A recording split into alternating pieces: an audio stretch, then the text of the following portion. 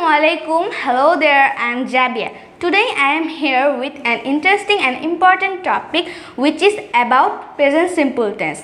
First of all, we have to know the definition of present simple tense. Well, আজকে আমরা শিখব present simple tense. Present simple tense শেখার আগে আমাদের জেনে নিতে হবে present simple tense এর অর্থ কি। Present simple tense এর অর্থ বর্তমান কাজের সাধারণ সময়। তোমাদের যাতে বুঝতে সুবিধা হয় এজন্য আমরা প্রেজেন্ট সিম্পল টেন্সকে সেন্টেন্স এক্সাম্পল এবং স্ট্রাকচারের আকারে সাজিয়ে নিয়েছি।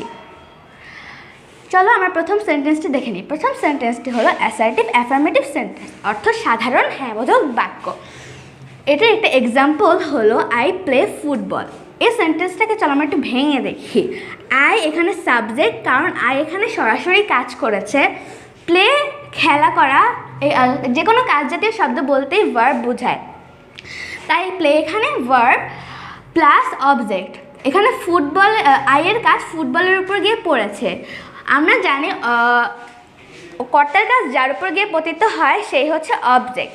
তো এখানে স্ট্রাকচার দাঁড়ায় subject plus verb plus object or extension. দ্বিতীয় সেন্টেন্সটি হলো অ্যাসার্টিভ নেগেটিভ সেন্টেন্স, অর্থ সাধারণ হ্যাঁবোধক বাক্য, সাধারণ নাবোধক বাক্য।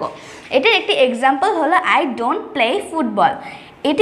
এই সেন্টেন্সটিকে আমরা একটু ভেঙে দেখি। এখানে আই সাবজেক্ট, কারণ এখানে আই সরাসরি কাজ করেছে।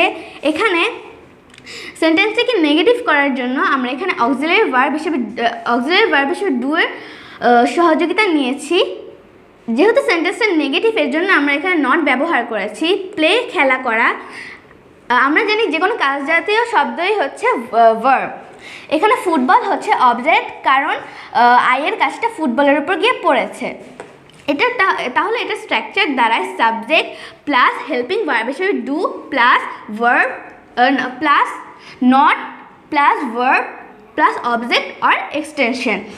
তৃতীয় সেন্টেন্সটি হলো ইন্টারোগেটিভ অ্যাফার্মেটিভ সেন্টেন্স, অর্থ প্রশ্নবোধক সাধারণ বাক্য। এটার একটি এক্সাম্পল হলো ডু আই প্লে ফুটবল, অর্থ আমি কি ফুটবল খেলি। এই সেন্টেন্সটাকে চলো আমরা একটু ভেঙে দেখি। এখানে যেহেতু সেন্টেন্সটা ইন্টারোগেটিভ, তাই সাবজেক্টের আগে হেল্পিং ভার্ব ডু চলে এসেছে। এখানে হেল্পিং ভার্ব হিসেবে ডু নিয়েছি আমরা, তারপর সাবজেক্ট আই নিয়েছি, তারপরে প্লে এখানে ভার্ব, কারণ প্লেকে এখানে যে কোনো একটি কাজ জাতীয় শব্দ হিসেবে ধরা হয়েছে। ফুটবল এখানে অবজেক্ট, কারণ আইয়ের কাজটা ফুটবলের উপর গিয়ে পড়েছে, তাই ফুটবলটা হচ্ছে অবজেক্ট।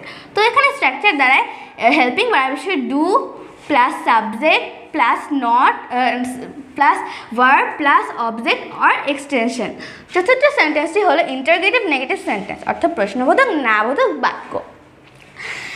এখানে এক্সাম্পলটি হলো ডোন্ট আই প্লে ফুটবল, অর্থাৎ আমি কি ফুটবল খেলি না। এখানে বন্ধুরা একটা জিনিস খেয়াল করো, এখানে ডোন্ট এসেছে। এই ডোন্টটাকে যখন আমরা ভেঙে লিখি তখন এটা ডু নট হয়, আর ডু নটটাকে আমরা যখন অ্যাপোস্ট্রফি অফ দিয়ে লিখি তখন এটা ডোন্ট হয়। যদি আমরা এখানে ভেঙে লিখি ডু নটটাকে, তখন নটটা সাবজেক্টের পরে চলে যাবে, আর যদি একসাথে লিখি তাহলে ডোন্ট সাবজেক্ট পরে যাবে নটের পরে। তাহলে এখানে স্ট্রাকচার দ্বারায় হেল্পিং ভার্ব হিসেবে do plus subject plus not plus verb or extension or object or extension. এখানে আরেকটি জিনিস খেয়াল রাখবে, সাবজেক্ট যদি হি সি অথবা একক নাম, হি সি ইট অথবা একক নাম হয়, তাহলে ভার্বের শেষে এস বা ইএস যুক্ত হবে, এবং ইন্টারোগেটিভ এবং নেগেটিভ সেন্টেন্সের ক্ষেত্রে হেল্পিং ভার্বের শেষে ইএস যুক্ত হবে এবং মেইন ভার্ব বেস ফর্ম হবে। আশা করি তোমরা বুঝতে পেরেছো। ধন্যবাদ।